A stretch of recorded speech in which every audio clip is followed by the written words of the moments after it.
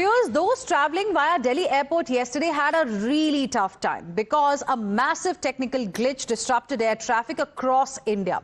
Now, Delhi airport handles over 1,500 flights daily.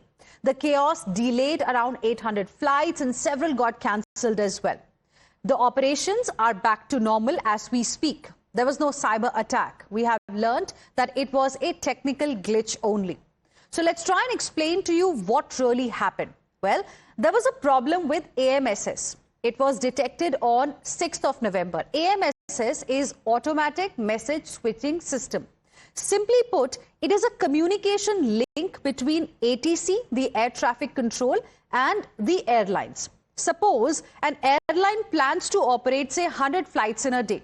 The details like timing, flight plans, etc. are shared with the ATC air traffic controller.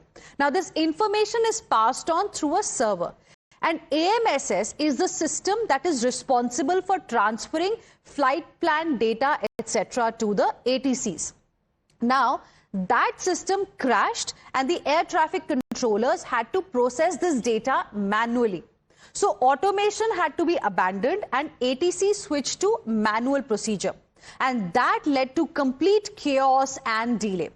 Now, there are reports suggesting that necessary software upgrade was delayed that perhaps led to this kind of a technical glitch.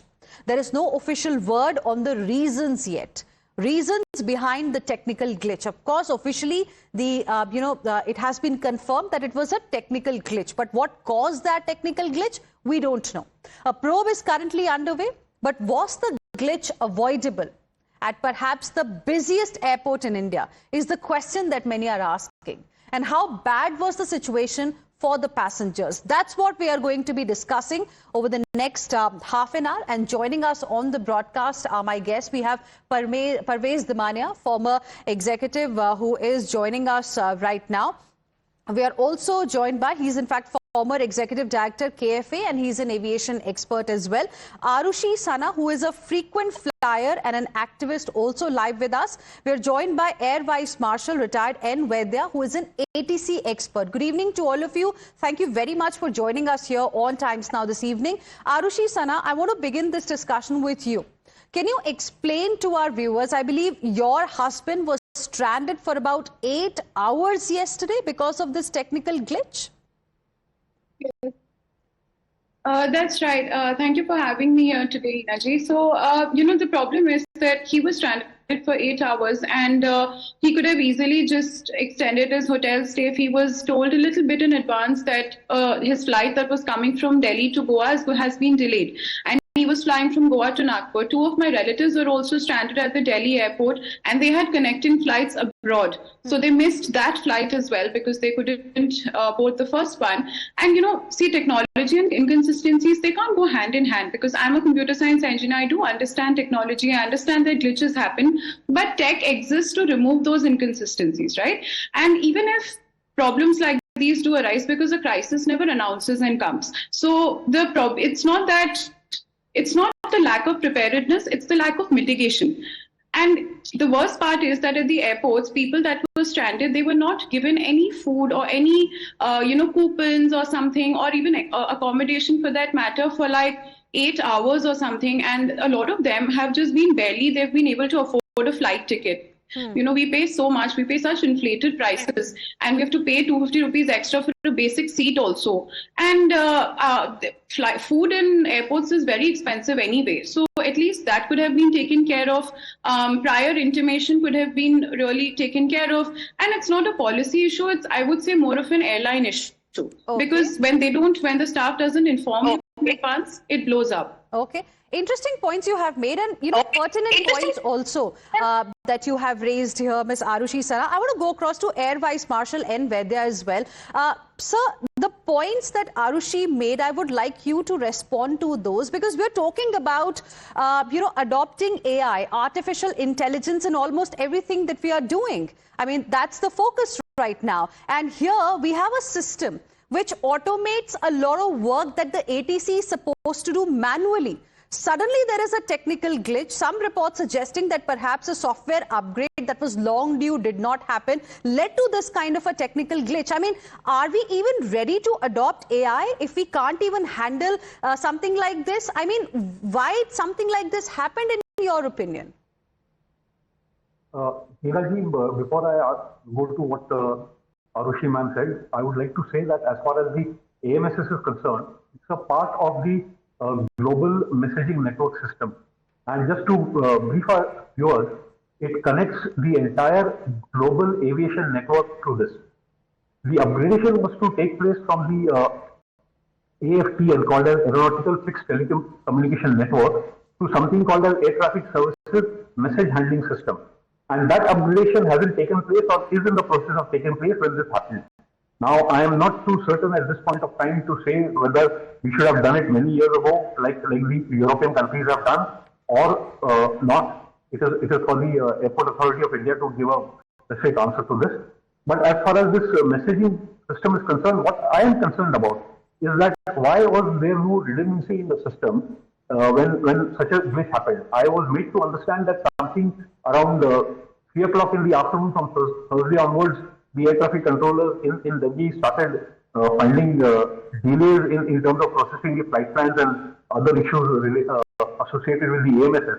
And then it got full blown on Friday in the morning. What concerns me is in a country like India, which handles so much of aviation, and we have so much of availability of experts in terms of knowledge of software, why was such a system not having a redundancy to take over?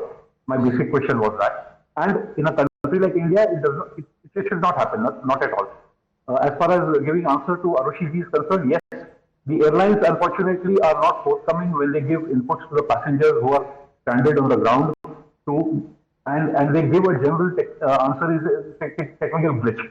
Now, technical glitch means nothing. For a person like me who is traveling, who has been in the ATC for such a long time, it does not give any amplification as to what the exact cause and the reason is. I have many times told people, especially the airlines, that you must be forthcoming to give an answer to the passengers so they are mentally equipped to handle the delay. Okay. Saying that there is a technical glitch and then hiding behind these two words does not really give any comfort to the passenger. Okay. Okay. Stay with us, sir. Mr. Parvez Damania, in a situation like this, there is a responsibility of the airlines as well. I heard Arushi speak. Unfortunately, I could not hear the Air Vice Marshal for some sound reason. But Arushi is completely right in what she's saying. Certain technical problems cannot be avoided, whether it be the airline or the ATC or the systems. So certain technical problems will keep coming. These technical problems have come at airports all over the world. So that unfortunately will happen from time to time. But at the same time, the consumer should have been looked after. Communication breakdown is the worst thing possible as far as the passenger is concerned. The passengers should have been updated time to time. Feedback should be given. And by the standards laid down by the government, at 2 hours this should be given, 4 hours this should be given, so many hours a hotel should be given, should have been followed. Here, I do not hold the airport responsible, but I hold the individual airline absolutely responsible for lack of communication, lack of looking after their passengers. I've always said this, and the airline has to remember that their success story in India is due to the tremendous support of the consumer in India. And it is their duty, their job to look after the passenger. 8 hours is a very, very heavy delay. And I'm sure if you follow the consumer guidelines, the standards are very clearly defined. And according to those defined standards, Arushi, the airlines should have followed those standards and supported the passenger. It must have been a terrible chaos. A consumer waiting at the airport for 8 hours is not forgivable. People missing their connecting flight should be compensated. So I do not know how the airline will make up all this, but at the same time, there is no excuse for poor quality service and lack of communication. Absolutely. And Arushi, all this at a time when we have to pay for everything as an air traveler. I mean, for seat selection also, given the number of airlines that we have in India, for seat selection also we have to pay extra because, hardly few seats are available which are free when we are doing the web check-in. Meals are quite expensive, and this is perhaps the least that one can expect is proper communication. Can you explain to us if, what kind of communication was there from the airline side, from the airport side to your husband who was the passenger, who was stranded because who was a victim of this technical glitch and the chaos, one of the victims? Yeah, that's exactly what I was trying to say, that I'm not saying that problems can't arise. Of course they will. We live in a very fast-paced world. But as such big airlines, we need to take a little bit of accountability for what went wrong on our part and what can we do best to do complete justice to the fares and to the amounts that people have paid for these flights, to the web check-ins they've done, and just sort of help it make it should be a little easy for them. Travel can't be completely hassle-free, I think, anywhere in the world. It's not an Indian problem, like flights are delayed, people are stranded at airports all across the world. So, but I think as airlines, you just need to be a little bit empathetic towards the problems that travelers are facing. Give them a bit of give them some food, give them some compensation and timely compensation. Not like you have to keep chasing them. Arushi, you are an activist, so I'm telling you, the government rules, the consumer guideline rules as far as airlines are concerned are very clearly defined. So the consumers there, Actually, the passengers should have demanded those rights as what they are expected to deliver. Okay. Clarity there. I stand corrected. She's not an activist. She's just a frequent flyer. Yeah. I'm sorry. But a consumer, a well-informed consumer who definitely can question the airlines. An activist or a consumer or a frequent flyer, the same rules apply. There can be no excuse. There can't be different rules for an activist and different rules for a consumer. What the consumer is entitled to, the consumer should get. At minimum is, see, again we are saying, in the kind of fast-moving world, there will be weather delays, there will be cancellations, there will be fog in Delhi, there will be certain issues and delays will occur, whichever the airline, wherever in the world, whichever the airport. New York airports have shut down, Chicago airports. But at the same time, it is the duty of the airlines to look after their consumer and passenger. That is not forgivable. There's no excuse for not looking after. Absolutely. Those are very important points that have been made. Yes, Arushi and Mr. Parvez Damania, stay on with us. I want to go back to, my other guest as well, Air Vice Marshal N. Vaidya, who continues to be with us. Now, I was looking at more details as far as the story is concerned. So, in fact, in August only this year, we have learnt that, there was a parliamentary standing committee on transport that had called for a comprehensive time-bound overhaul of the ATC automation systems. The committee had warned that outdated technology poses operational and safety challenges, particularly at high-density airports such as Delhi and Mumbai. Now, this was highlighted by a parliamentary standing committee in August. In November, we have seen a chaotic situation like that because of a technical issue. Some kind of a upgrade perhaps did not happen. So shouldn't heads roll? Shouldn't people be held accountable, sir? Because something was flagged in August, just a couple of months ago. And now see, we are seeing the result. So it just can't be a technical issue, a technical glitch, and things move on next day onwards. Just because today things are back to normal and hence it's okay. Parliamentary standing committee going and checking about the airport status in terms of the communication and flagging it in August. I'm sure the issues would have been there much earlier, because of which the Parliament standing committee was made. Absolutely. And if issues, actually have been existing before August also, then why till November nothing was done? Why shouldn't action be taken against those people who were supposed to, fulfill their duties? I am completely with you on this point, where action has to be taken against people who were responsible for upgradation and they have not upgraded it. Just to keep you in picture, as far as the AMSS is concerned, while this abbreviation may be a standard format throughout the International Civil Aviation Organization, the system that we have obviously needs complete upgradation. I am not too sure as to how old the system is, but I remember that this was introduced sometime in the 1980s, if I'm not mistaken. So if that is so, and they have done routine upgradation and not changed the system dramatically or drastically the way it should be done to meet international standards as designed by the International Civil Aviation Organization, then yes, there are people who are responsible for it and their heads have to be rolled. And across the board, whether it's not just the technical people who are responsible to make the system happen, but those in the bureaucracy and the offices who are responsible to ensure that this happens in good time should also be held responsible. Just to keep our viewers updated as to what the AMSS is all about.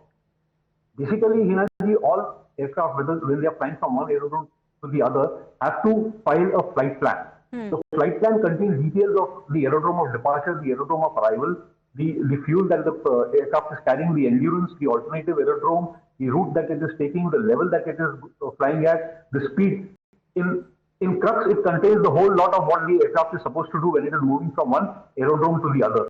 Now, this, when it is done automatically, the people in the control, whether it be the area control, the approach control, or the aerodrome control who are functioning there, come to know about the details of this flight. And then they can sequence as well as do efficient controlling of the aircraft. Right. When this does not happen, to fall back into manual and when there are out is extremely difficult. Okay. Okay. Mr. Parvez Damania, same question to you. You know, this issue was flagged, and like Sir just now mentioned, Air Vice Marshal N. Vaidya, that if this was flagged by the Parliamentary Standing Committee in August, then this must have been going on for quite some time. And why nothing really was done? Shouldn't action be taken against those people? Because it's very easy to say probe has been ordered, but we never find out what happens after probe is ordered. Hina, I assure you nothing will happen. No heads will roll. In some time, everything will be forgotten and people will carry on as normal. So, yes, the government should probe and the government should take action, but that really very, very rarely happens. Let us hope that this government and the new Civil Aviation Minister takes active interest, which he is taking, and takes action against people responsible. But in the past, we've seen that in these kind of situations, action is never really taken. The buck is just passed from one person to the other. Well, we really hope it doesn't happen this time, because promises, of course, have been made. And thank you very much. I'm completely out of time, but we'll be tracking the story very closely ahead as well. Mr. Parvez Damania, Ms. Arushi Sana, and Air Vice Marshal N. Vaidya, appreciate all for joining us on this debate.